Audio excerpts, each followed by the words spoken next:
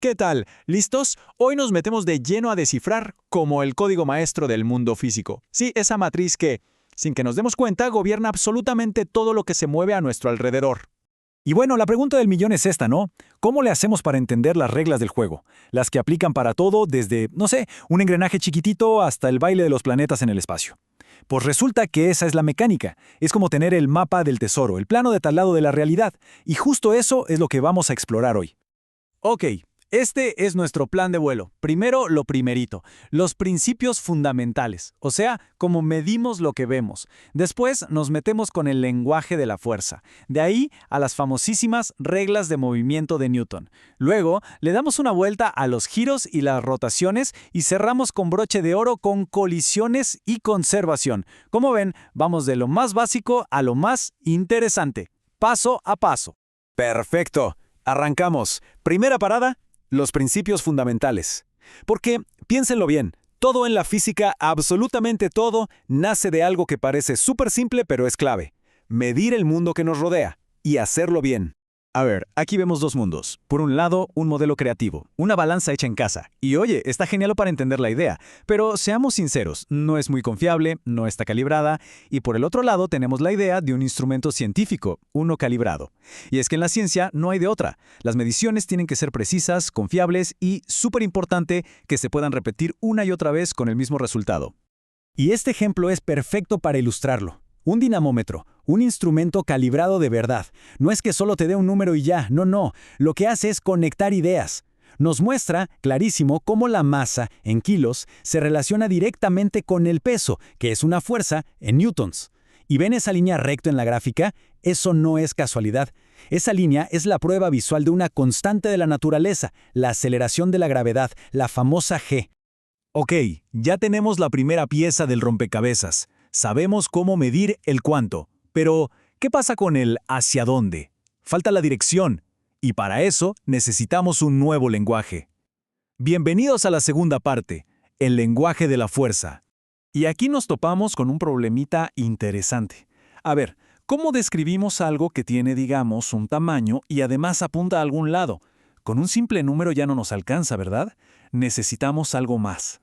Pues la solución son los vectores. Vean qué fácil de entender con esta imagen. Un vector es básicamente como una flecha o como este lápiz sobre el papel. Tiene un largo, a eso le llamamos magnitud, y apunta en cierta dirección, que es su ángulo. Es la herramienta perfecta, la navaja suiza para hablar de fuerzas.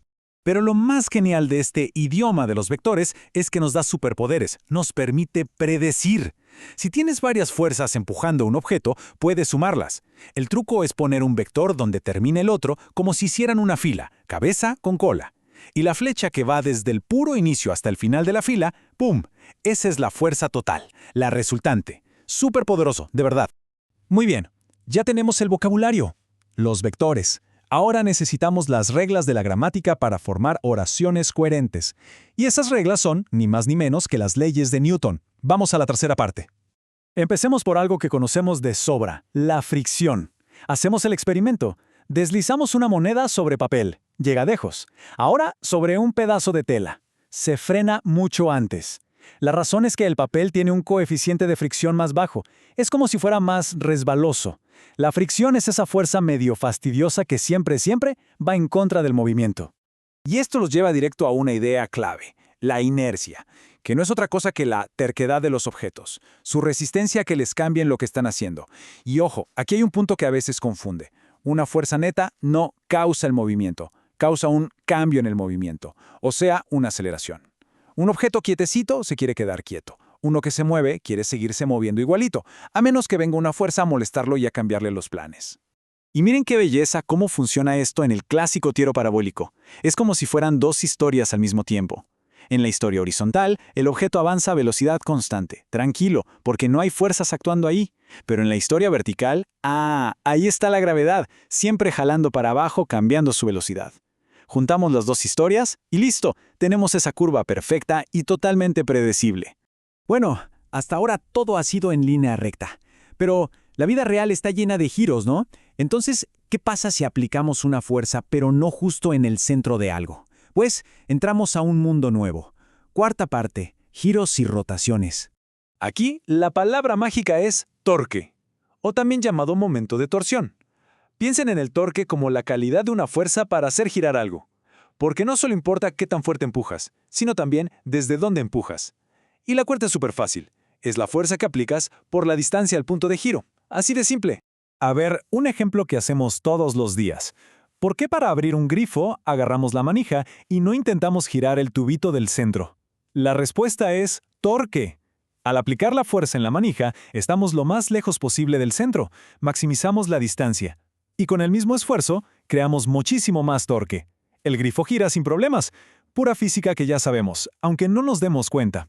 Y si algo ya está dando vueltas, como cuando giramos una pelota atada a una cuerda, hay una fuerza que es la protagonista, la fuerza centrípeta. Es una fuerza que siempre, en todo momento, está jalando el objeto hacia el centro. Es la que lo obliga a mantenerse en la curva. Si de repente cortáramos la cuerda, adiós, la pelota saldría disparada en línea recta por pura inercia. Esta fuerza es la que está cambiando la dirección a cada instante. Ok, ya vimos cómo se mueven las cosas en línea recta y cómo giran. Falta una pieza clave. ¿Qué pasa cuando las cosas chocan? Nos metemos de lleno en la física de los impactos. Quinta y última parte, colisiones y conservación. Para poder hablar de choques, necesitamos un concepto nuevo, el momento lineal. Se le conoce con la letra P. Es como la cantidad de movimiento que tiene un objeto, su punch, y no depende solo de qué tan rápido va, sino también de cuánta masa tiene. Es la masa multiplicada por la velocidad. Por eso un objeto muy grande y lento puede tener el mismo momento que uno chiquito y rapidísimo. Y esta imagen lo deja clarísimo. Imaginen un auto que es supermasivo y una bicicleta que es muy ligera. ¿Podrían tener el mismo momento? Claro, pero para lograrlo, el ciclista tendría que ir a una velocidad increíblemente alta para compensar su poca masa. Es ese juego entre masa y velocidad lo que define el momento. Y con esto llegamos a una de las leyes más elegantes de toda la física. Es el principio de conservación del momentum. Y dice algo súper simple pero súper profundo. En cualquier choque, si sumamos todo el momento que había antes del impacto, el resultado es exactamente el mismo que si sumamos todo el momento que hay después. El momento no desaparece, no se crea de la nada, simplemente se pasa de un objeto a otro. A ver, recapitulemos. Hemos hablado de medir, de vectores, de las leyes de Newton, de torques, de momento, un montón de ideas. Y ahora viene la pregunta final. Bueno, ¿y todo esto cómo encaja? ¿Cuál es la conexión? Pues aquí lo tienen, la matriz revelada. El movimiento en línea recta, esa curva parabólica, las cosas que giran sobre sí mismas y las que giran en círculos no son cosas distintas, son solo diferentes caras de la misma moneda. Todas, absolutamente todas, se rigen por las mismas fuerzas y los mismos principios. Todo está conectado en un sistema de reglas elegante y coherente. Así que se podría decir que misión cumplida.